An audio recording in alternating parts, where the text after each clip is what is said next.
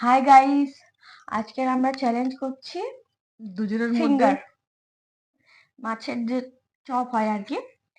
আর এটা আছে কাসন্দি আর tomato sauce, আর আছে কোল্ড ড্রিঙ্কস।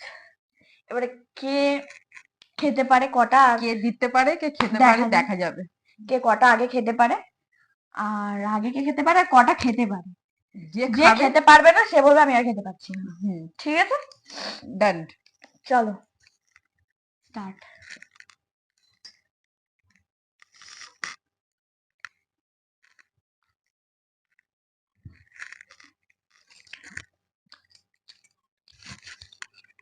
আমরা এটা ঘরে বানিয়েছি।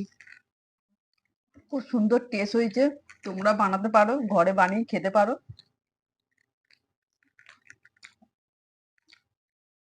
ভালোই হয়েছে।